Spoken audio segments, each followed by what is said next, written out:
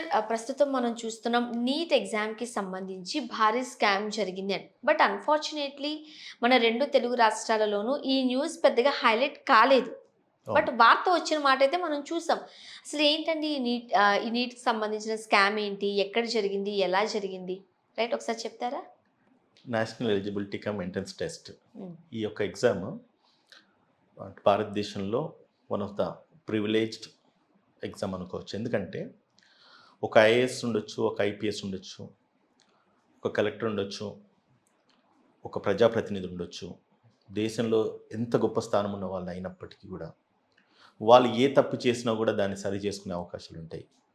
కానీ నీట్ అనేది ఒక డాక్టర్ రైట్. ఎంట్రన్స్ టెస్ట్‌కి ఎలిజిబిలిటీస్ క్రైటీరియాస్ మ్యాచ్ కావాలంటే ఈ టెస్ట్ పాస్ అయితే తప్ప మెడిసిన్ ఎంటర్ కావడానికి ఎంబీబీఎస్ కానీ, డెంటల్ కానీ వాట్సోఎవర్ ఇట్ ఈస్. అటువంటి టెస్ట్‌లకి అర్హతను పొందే exam neat test.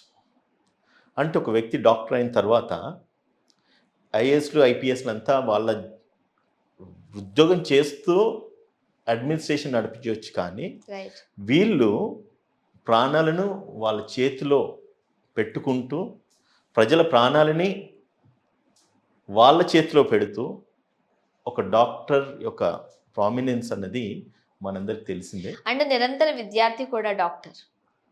Yes of రోజు కోర్స్. చదువుతూనే ఉండాలి. చదువుతూనే ఉండాలి. ఎందుకు సో లాయర్స్‌గా బేసిక్ చదువుతారు. నాలెడ్జ్ లేనప్పుడు ఆఫ్ కోర్స్. ఎంత చదివినప్పటికి కూడా వీళ్ళు డీల్ చేసేది మాత్రము ప్రాణాలతో. అవును.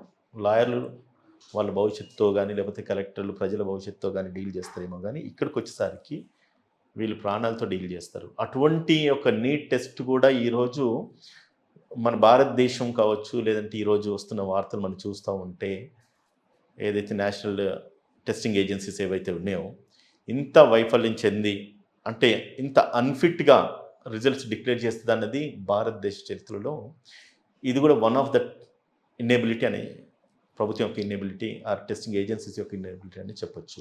ఎందుకు ఇంత ఘోరం జరిగిందనాలి? దారుణం అనే అనాలి దీనిని. సర్టన్‌లీ ఇది దారుణం ఎందుకంటామంటే ఆహ్, ఇంటర్మీడియేట్ తర్వాత నీట్ ఎగ్జామ్‌కెళ్ళేటప్పుడు కొందరు ఒకసారి క్వాలిఫై కాకపోతే సెకండ్ టైమ్ కోచింగ్ తీసుకుంటారు. థర్డ్ టైమ్ కోచింగ్ తీసుకుంటారు. ఒక్క సంవత్సరానికి వచ్చే ఎగ్జాము రైట్ ఫ్రమ్ అంటే ఇంటర్ పూర్తయిన తర్వాత 1 ఇయర్ దాకా వాళ్ళు కోచింగ్స్ తీసుకొని ఇంట్లో కూర్చొని చదువుకొని వాళ్ళ పేరెంట్స్, తల్లిదండ్రి అంతా కూడా కృషి చేస్తూ, చదివిస్తూ వాళ్ళ ఉద్యోగాలు గానీ, లేకపోతే వాళ్ళ సమయాన్ని గానీ, పిల్లల భవిష్యత్తు గురించి అని వెచ్చించి ఉంటారు. అటువంటి ఎగ్జామ్స్ వాళ్ళు ఫైనల్‌గా రాస్తే రేపు మెడిసిన్ సీట్ ఫ్రీ సీట్ వస్తదని చెప్పి కొందరు, లేకపోతే పేమెంట్ సీట్ వచ్చిన తక్కువ పేమెంట్ కట్టడానికి వీలవుతుందని కొందరు, గవర్నమెంట్ సీట్స్ అయితే పిల్లలకు మంచి భవిష్యత్తు ఉంటది అని ఆశపడుతూ కొందరు స్టూడెంట్స్ కావచ్చు, వాళ్ళ పేరెంట్స్ కావచ్చు.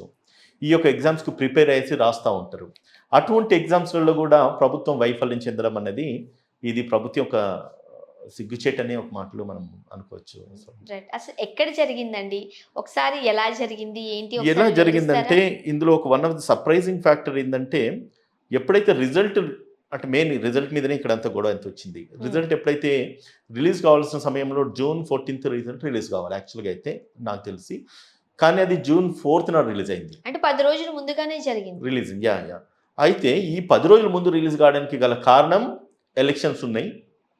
ఎలక్షన్స్ డేట్ రిజల్ట్స్ వస్తున్నాయి. ఆ డేట్ నాడు మీడియా కవరేజ్ అంతా కూడా వన్ సైడ్ ఎళ్తది. ఎప్పుడే గాని దేశవ్యాప్తంగా కొన్ని రాష్ట్రాలలో 4, 5 రాష్ట్రాలలో ఎలక్షన్స్ జరిగినాయి కాబట్టి మీడియా కవరేజ్ అంతా వన్ సైడ్ ఎళ్తది.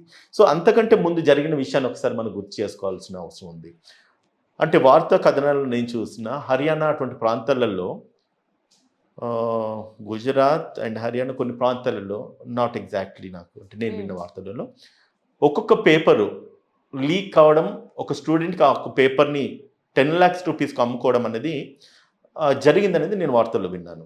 10,00,000కి 10,00,000 రూపాయలకి ఒక పేపర్ అమ్మడం. అంటే ఒక స్టూడెంట్ గవర్నమెంట్ ఫ్రీ సీట్ వస్తే వాళ్ళకి అంటే డబ్బులు కట్టే పని ఉండేది. అదే పేమెంట్ సీట్‌కెళ్తే ఈరోజు మెడిసిన్ సీట్ కావాలనుకుంటే సుమారుగా ఒక ₹1,00,00,000 పెట్టాల్సిన అవసరం ఉంటుంది. అంటే ఒక ప్రివిలేజ్డ్ కాలేజెస్ ఏవైతే ఉంటే గనక. అటువంటి పరిస్థితులలో 10,00,000 కట్టి గవర్నమెంట్ సీట్ తెచ్చుకుంటే ఫ్రీ సీట్ అయిపోతది అని కొందరు పేపర్‌లు మేబీ అమ్మిన వాళ్ళు ఉండొచ్చు, లేకపోతే కొనుక్కున్న వాళ్ళు ఉండొచ్చు. నాకు అథెంటికల్‌గా తెలవది.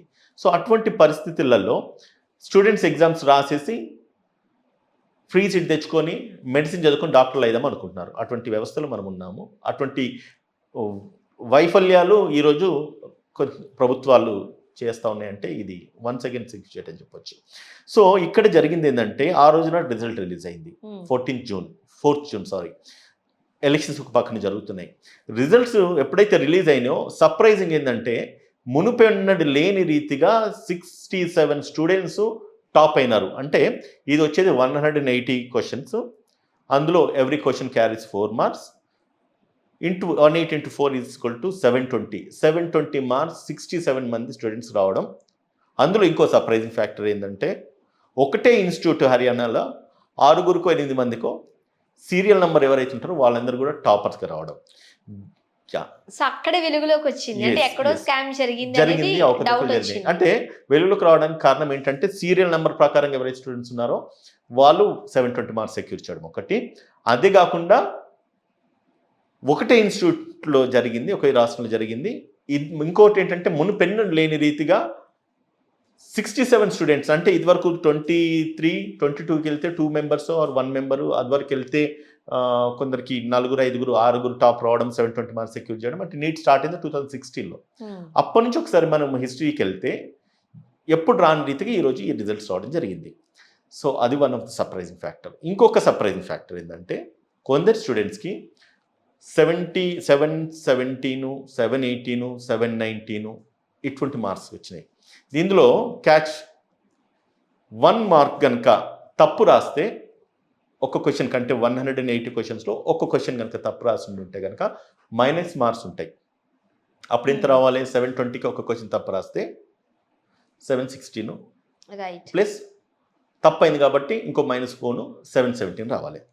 ఒకవేళ క్వశ్చన్ ఎలిమినేట్ చేసినారనుకోండి, అది రాలేదనుకోండి, రాయనప్పుడు వాళ్ళకు 4 మార్క్స్ కట్ అవుతాయి, అంటే 716 రావాలి. కానీ 717, 718, 719 రావడం కూడా one of the surprising factor. ఇది ఎట్లా జరిగిందంటే ఇంకొక వైఫల్యం మనం గుర్తు చేసుకోవాలి. ఇంత పెద్ద ఎగ్జామ్ దేశవ్యాప్తంగా స్టూడెంట్స్ అందరూ కూడా ప్రిపేర్ అయ్యి రాస్తున్న పరీక్షలలో పేపర్స్ డిస్ట్రిబ్యూట్ చేసే టైంలో ఒక్కొక్కరికి 30 మినిట్స్, ఒక్కొక్కరికి 40 మినిట్స్, ఒక్కొక్కరికి 1 అవర్ దాకా కూడా పేపర్స్ అందలేదు. దీనికి మళ్ళీ ప్రభుత్వం వైఫల్యమే, ఈ యొక్క నేషనల్ టెస్టింగ్ ఏజెన్సీస్ యొక్క వైఫల్యమే. ఇంతే కాకుండా కొన్ని చోట్ల పేపర్స్ జంబులైనాయి. అంటే ABCD అని పేపర్స్ ఏదైతే షీట్స్ ఉంటాయో వన్స్ గవర్నమెంట్ ఇన్ఫార్మ్ చేస్తుంది, టెస్టింగ్ ఏజెన్సీస్ ఏవైతున్నాయో వాళ్ళు ఇన్ఫార్మ్ చేస్తారు, పలానా సీరియల్ నెంబర్ పేపరు D అనే సీరియల్ నెంబర్ పేపరు మీరు ఇవ్వండి అన్న చోట కొన్ని ప్రాంతాలలో ఏమైంది, అవి కూడా జంబులు అయిపోయినాయి. అట్లా కొందరికి రీచ్ కాలేదు. సరే, అట్లా జరగడం వల్ల ఎవరికి అయితే ఈరోజు డిలే అయిందో వీళ్ళు ఏం చేసినారు, ఇమీడియట్గా డిలే అయిన వారికి అంటే 3 hours paper, every minute carries 1 question mark. ఎంతమందికి అయితే ఎంతైతే డిలే అయిందో దాని ప్రపోర్షనేట్గా వీడియో క్లిప్పింగ్స్ కానీ లేకపోతే ఈ ఎవిడెన్సెస్ అన్నీ కూడా బేస్ చేసుకొని ఒక్కొక్క స్టూడెంట్కి వాళ్ళు ఒక్కొక్క మార్క్ యాడ్ చేసినారు. Okay, right. అట్లా యాడ్ చేయడం కూడా ఒక రకంగా ఆలోచిస్తే తప్పే. ఎందుకంటే చదువుకొని రాసే వాళ్ళు కొందరు ఉంటారు, చదువుకోకుండా కూడా వెళ్ళిన వాళ్ళకి అవి మళ్ళీ అడిషనల్గా మార్క్స్ యాడ్ అవుతాయి. సో అది ప్రభుత్వ వైఫల్యం వల్ల కొందరు స్టూడెంట్స్ మార్క్స్ యాడ్ కావడం వల్ల ఇంకా కొందరు స్టూడెంట్స్ ఎగ్జామ్ రాసిన వాళ్ళు మేబీ ఆ టైంలో ప్రాపర్గా రాసిన వాళ్ళు కొందరు కరెక్ట్ రాసి ఉంటుంటారు, కొందరు తప్పు రాసి ఉంటుంటారు. కానీ వీళ్ళకి ఎటువంటి ఆప్షన్ లేకుండానే వీళ్ళకి ఎగ్జామ్ రాయకుండానే వాళ్ళకి మార్క్స్ అవార్డ్ చేయడం, అది మార్క్స్ అవార్డ్ చేయడం వల్ల కూడా కొంత వైఫల్యం చెందేసి అనర్హులకు కూడా రిక్వైర్డ్ కంటే కూడా నీడ్ ఉన్న దానికంటే కూడా ఎక్కువ మార్క్స్ రావడం జరిగింది. సో ఇట్లా అర్హత లేని వాళ్ళందరికీ ఈరోజు ప్రభుత్వ వైఫల్యాలు కావచ్చు, లేకపోతే ఎగ్జామ్ రాయించే నేషనల్ టెస్టింగ్ ఏజెన్సీస్ కానీ ఇవన్నీ కూడా ఇన్స్టిట్యూట్స్ ఏవైతున్నాయో ఇవన్నింటి కూడా వైఫల్యం వల్ల end of the day sufferer అయితే స్టూడెంటే. సో కాబట్టి దీని మీద ప్రభుత్వాలు చర్య తీసుకోవాలి. అంతేకాకుండా ఈరోజు విద్యార్థి లోకాలంతా కూడా బయటకు వచ్చేసి గగ్గోలు పెడతా ఉన్నా కూడా ప్రభుత్వాలు దాని మీద స్పందించట్లేదు. ఇది ముఖ్యంగా June 4th నాటి నుంచి జరుగుతూ ఉన్న బడ్డింగ్ ఇష్యూ. ఇది ఎలక్షన్స్ వైపు ప్రజలందరూ కూడా ఎదురు చూస్తూ ఉన్నారు, కానీ స్టూడెంట్స్ జీవితాలు మాత్రం ఎవరు పట్టించుకోవట్లేదు అన్నది ఈరోజు రాష్ట్ర వ్యాప్తంగా దేశవ్యాప్తంగా కూడా సంచలనంగా మారింది. ఉదయకర్, ఇది ఇలాంటి సంఘటన ఇప్పుడే జరిగిందా, ఇంతకు ముందు కూడా జరిగిన దాఖలాలు ఏమైనా ఉన్నాయా? చూడండి ఇప్పుడు మనం కొన్ని గుర్తు చేసుకోవాల్సిన అవసరం ఉంది ఏంటంటే తెలంగాణ రాష్ట్రంలో కూడా ఎన్నో గ్రూప్ 1 కానీ గ్రూప్ 2 కానీ ఎగ్జామ్స్ జరుగుతున్న తరుణంలో అవకతవకలకు అవకతవకలు పాల్పడ్డారు చాలా అన్న జరిగినాయని వార్తలు చెప్పేసి మనం ఉన్నాం. విన్నాం, ఇదివరకు చూసాం. జరగలేదు అనడానికి ఏం లేదు. ప్రతి స్టూడెంట్ వాళ్ళ ప్రాణాలను అంటే వాళ్ళ జీవితాన్ని పణంగా పెట్టుకుంటూ ప్రభుత్వ ఉద్యోగాల మీద ఆశలు పెట్టుకొని నిజంగానే వాళ్ళ విష్ అంతా కూడా ఫుల్ఫిల్ అవుతుందని చెప్పేసి నిజంగా సిన్సియర్గా చదువుకునే వాళ్ళకేమో ఇది ఎఫెక్టే. ఉమ్. ఇటువంటి దొంగలు ఎవరైతే ఉన్నారో పేపర్లు కొనుక్కొని లేదంటే పేపర్లు ఇక్కడ కూడా మన పేపర్లు లీక్ అయినాయి, మళ్ళీ దాని తర్వాత కొంత ప్రిన్సిపల్ సెక్రటరీ ఆఫీస్ లెవెల్ నుంచి కూడా పేపర్లు లీక్ అయినాయి, అవి కూడా మనం లాస్ట్ ఎగ్జామ్స్ చూస్తున్నాం. ఇదివరకు జరగలేదంటే ఇదివరకు కూడా వేరియస్ ఏరియాస్లలో జరిగినాయి. అది తెలంగాణ రాష్ట్రం కావచ్చు, మిగతా రాష్ట్రాలలో మరి ఎక్కడెక్కడ ఎంతెంత జరిగింది కూడా మనకు తెలియదు.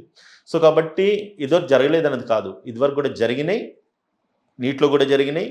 ఇక ముందు కనుక ఇటువంటి వాటి మీద స్ట్రింజెంట్ యాక్షన్స్ ప్రభుత్వాలు తీసుకోకపోతే కోర్టు కూడా ప్రాపర్గా ఇంటర్ఫియర్ కావాల్సిన అవసరాలు కూడా ఉంటాయి.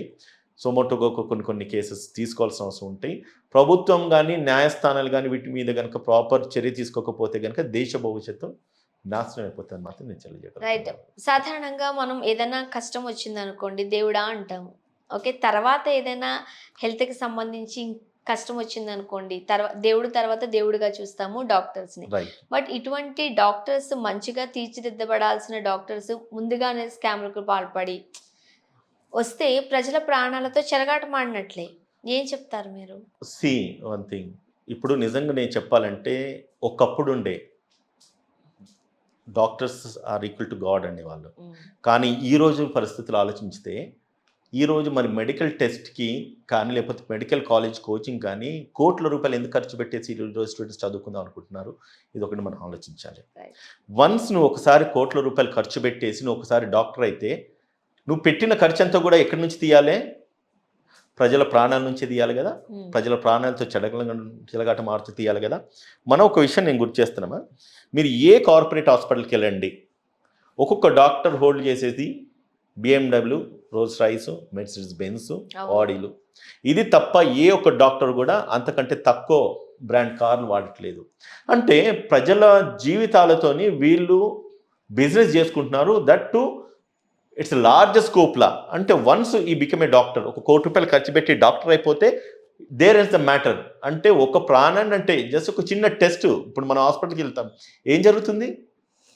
అవసరం లేకపోయినా టెస్ట్ రాస్తున్నారు. ఒక టెస్ట్కు ఇంకో టెస్ట్ అట్లా ఒక 10-15 టెస్టులు రాసి వాడు కన్సల్టెంట్ ఫీజు ₹700, ₹1,000 అయితే టెస్ట్లోకి వచ్చేసరికి ₹8,000 నుంచి ₹15,000 వస్తూ ఉన్నాయి.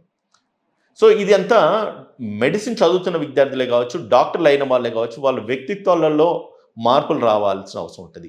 ఒక డాక్టర్ ఒక సర్జరీ చేస్తే ఇలా 5 లక్షలు, 6 లక్షల రూపాయలు. అంటే తను ఒక్కరోజు చేసే పనికి ఒక పేషెంట్కి ఎబిలిటీ ఉందా, ఎలిజిబిలిటీ ఉందా లేదనేది కూడా గమనించకుండా, గ్రహించకుండా, నిజంగా ఇన్సూరెన్స్ ఉంటేనేమో ఒక రకంగా, ఇన్సూరెన్స్ లేకపోతే ఒక రకంగా, ప్రభుత్వ హాస్పిటల్ ఒక రకంగా, ప్రైవేట్ హాస్పిటల్ మరో రకంగా, ఈ రకంగా ప్రాణాలతో చెలగడం మాడుతుంటూ ఈరోజు డాక్టర్లు కావాలని చెప్పేసి ప్రయాసపడుతున్న విద్యార్థులకి ఒక ప్రాపర్ మెసేజ్ అయితే ఇటువంటి వైఫల్యాలను మనం గుర్తించాల్సిన అవసరం ఉన్నది.